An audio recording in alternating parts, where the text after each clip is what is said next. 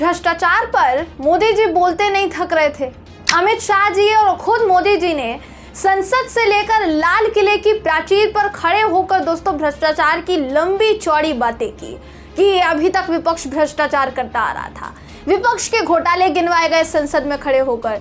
लेकिन अब जब मोदी सरकार के हर मंत्रालय में भ्रष्टाचार की खबरें एक के बाद एक सामने आ रही है तो पता ये चल रहा है कि सबके सबको सांप सूंघ गया है।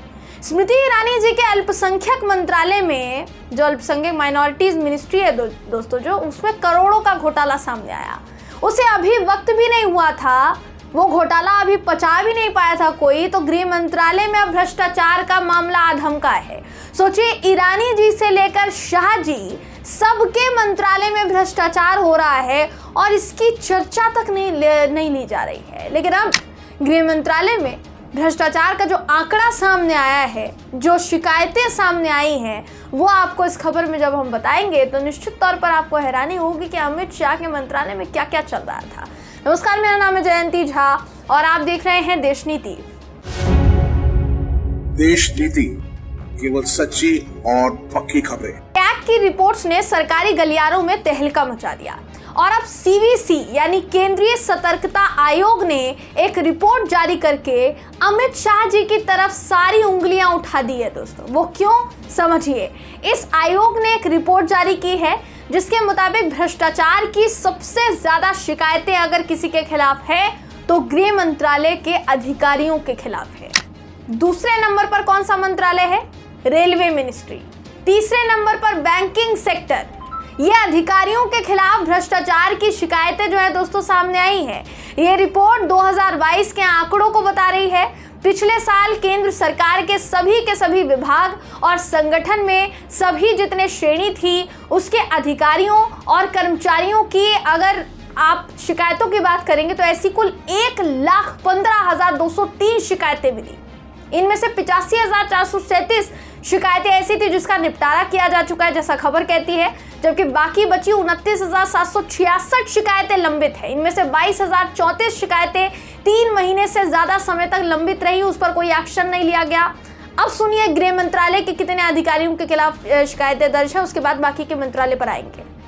गृह मंत्रालय को उसके अधिकारियों के खिलाफ 46,463 शिकायतें मिली और रेलवे को 10,580, बैंकों को 8,129 शिकायतें।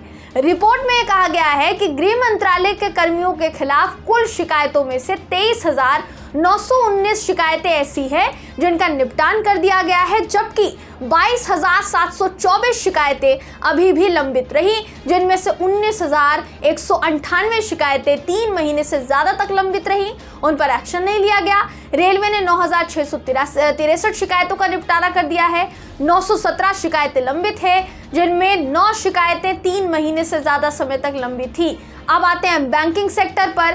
बैंकों ने भ्रष्टाचार की 7,762 शिकायतों का निपटारा किया। 367 शिकायतें अभी भी लंबित थी, जिनमें 78 शिकायतें 3 महीने से ज्यादा समय तक लंबित रही। अब ये समझ लीजिए कि आखिर दूध का धुला कौन है। ये तो मतलब बिल्कुल हद हो गई है ना। वो कहते हैं ना, जिनके खुद के घर शीशे के होते हैं वो दूसरों के घरों पर पत्थर नहीं फेंका करते। ये भी आपको ध्यान में रखना पड़ेगा। अमित शाह जी को समझना होगा कि आप पहले अपने फैलाए हुए रायतों को तो समेट ले महाराज। जहां भ्रष्टाचार ही भ्रष्टाचार है वहां दूसरों पर लांछन लगाया जा रहा है। सोचिए, इसको क्या कहा जाए, हास्यास्पद है कि नहीं है।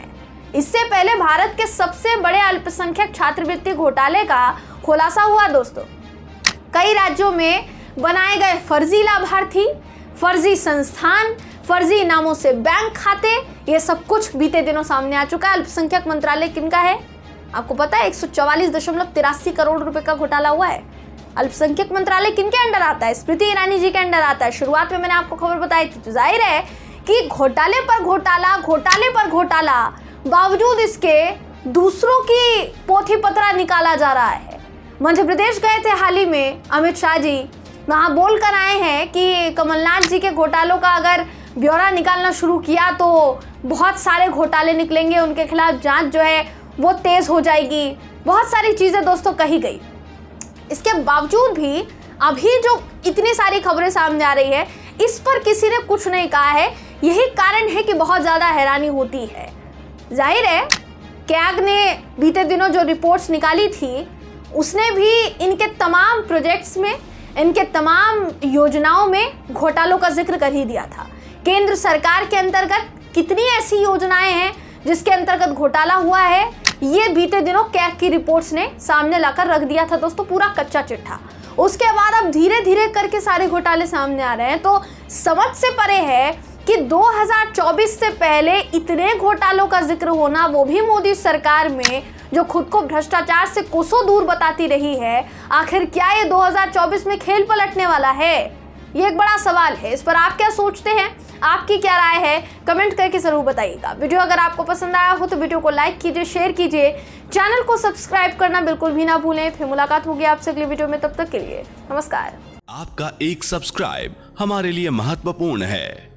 देश नीति को अभी सब्सक्राइब करें और बेल आइकन को दबाना ना भूलें।